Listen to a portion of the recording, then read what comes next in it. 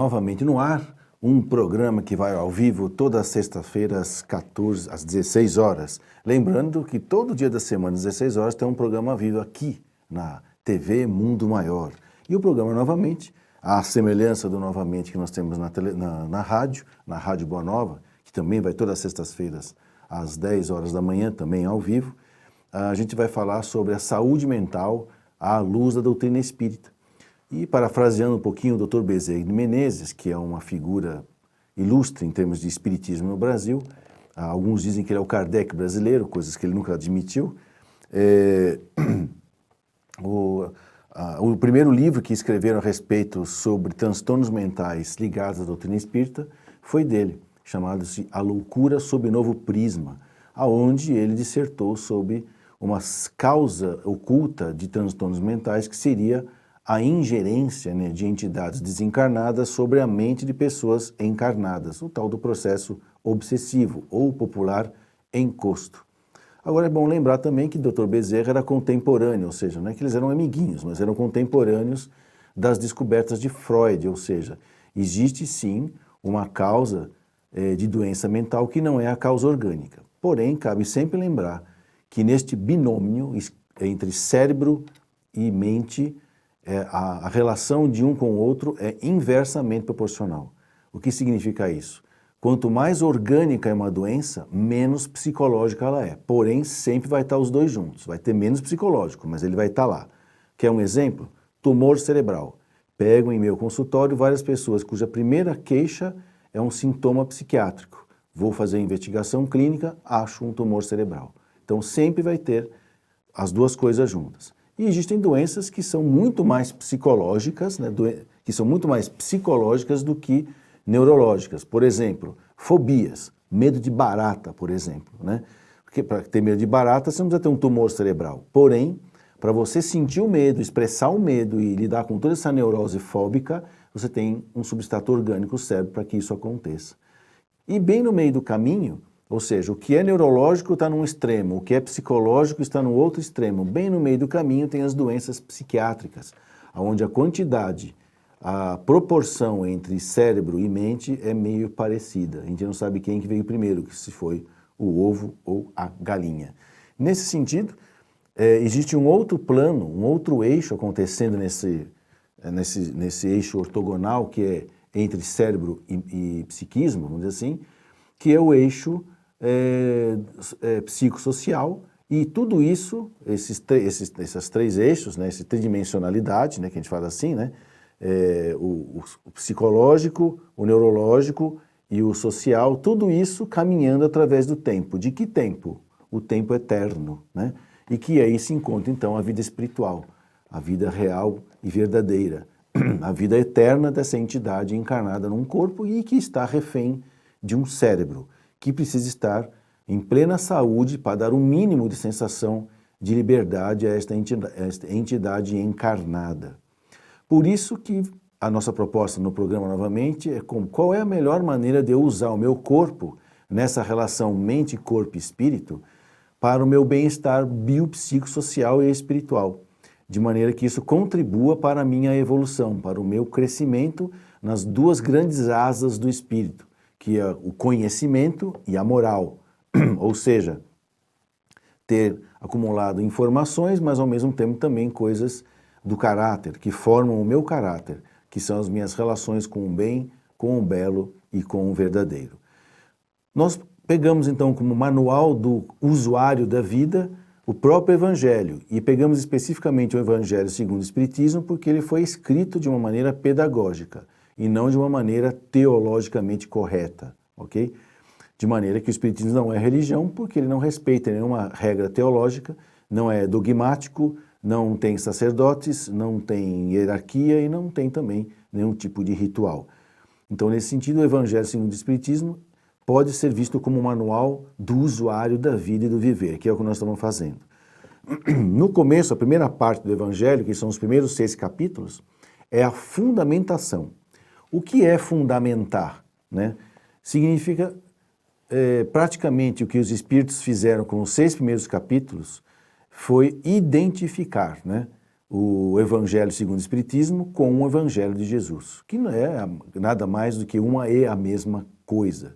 De maneira que, se a origem é Cristo, ou se a origem é o cristianismo, o Espiritismo é apenas uma revisitação ao cristianismo com uma informação a mais. Qual é? Sobre a realidade da encarnação. Ou seja, tirando o véu do mistério sobre o que é esse tal do reino de Deus que vem depois da morte física. E ainda por cima, como que é essa relação entre encarnados e desencarnados, e aí entra Dr. Bezerra de Menezes dizendo que, nesta relação entre desencarnados e encarnados, pode parecer tão doente que a pessoa fica parecendo um doente mental e pode ser tratado como tal quando não é, já que a doença não é do cérebro e nem da mente, é uma intervenção de alguém no espírito de quem está encarnado. Então ele fica perturbado a ponto de dissimular e parecer uma doença mental. Isso é meio perigoso falar, porque é muito comum muitas pessoas irem no meu consultório e dizerem assim, o senhor é médico espírita? Aí eu tenho que falar assim, não, eu sou médico e espírita, porque essa especialidade médica não existe. A minha especialidade é psiquiatria. Fiz lá a residência de psiquiatria e com isso recebi o título de especialista no Conselho Regional de Medicina.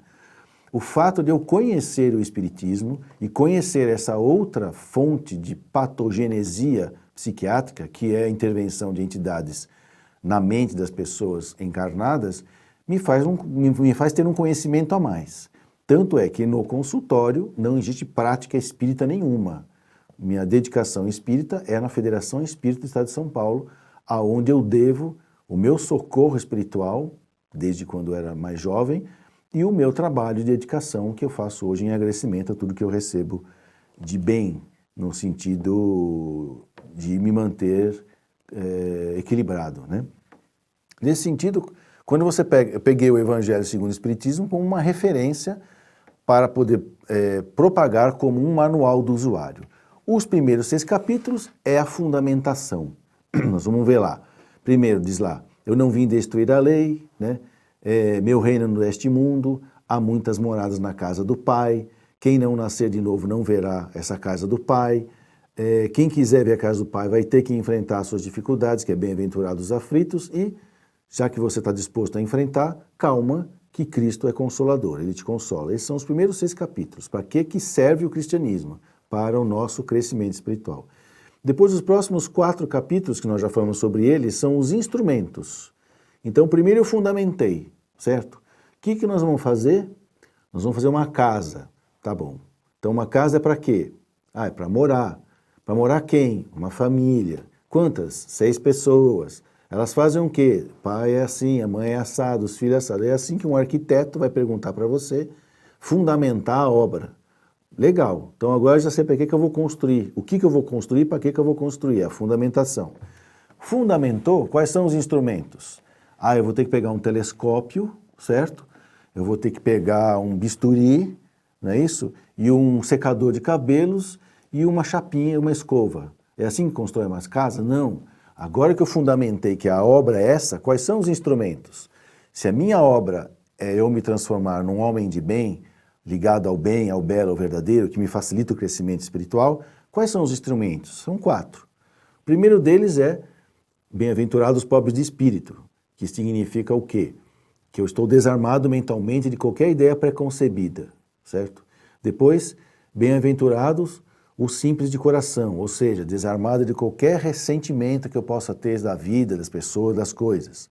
E bem-aventurados os mansos e pacíficos, ou seja, estou desarmado de qualquer parte instintiva minha, ou seja, não vou brigar com nada não, vou aceitar e vou olhar e vou estudar as coisas. E o quarto instrumento é bem-aventurados os misericordiosos, ou seja, é a misericórdia. Por quê? Nem todo mundo que você encontrar na vida está disposto a fazer essa mudança.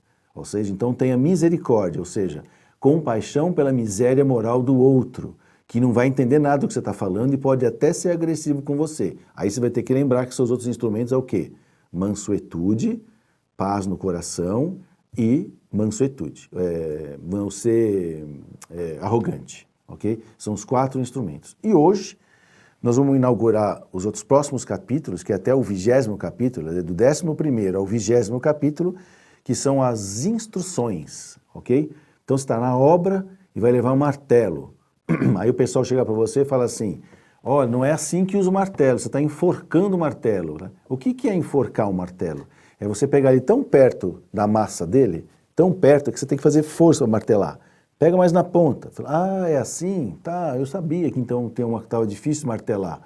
Então é o que ele vai falar agora para a gente, são as instruções, como usar aqueles 4 instrumentos.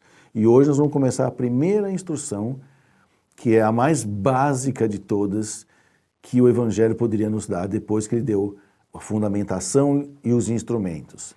Qual é essa instrução? É o capítulo 11º. Ou seja, vai usar os 4 instrumentos? Como você vai usar isso? Amando o próximo como a si mesmo. Essa é a medida, né? O quanto eu vou ficar desarmado mentalmente, o quanto eu vou retirar os ressentimentos e mágoas ou emoções, e o quanto eu vou evitar agredir as pessoas. Eu vou fazer isso o quanto eu gostaria que fizessem para mim, certo? Essa é a medida.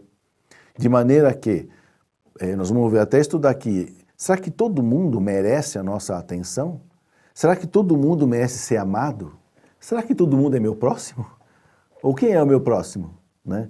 O que eu posso considerar como meu próximo? Aquele que me entende ou aquele que não me entende? Né? Você já pensou pregar cristianismo para muçulmano? Né? Eles odeiam cristãos. Né?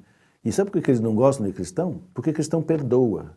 Né? E para eles perdão é sinal de fraqueza. Né? É sinal de subjugação, de submissão, que faz parte dos credos dele lá. E aí a gente vai tentar entender então como é que a gente lida neste processo, como é que a gente usa esses instrumentos com essa primeira instrução. Mas isso daqui a pouquinho. A gente volta já já.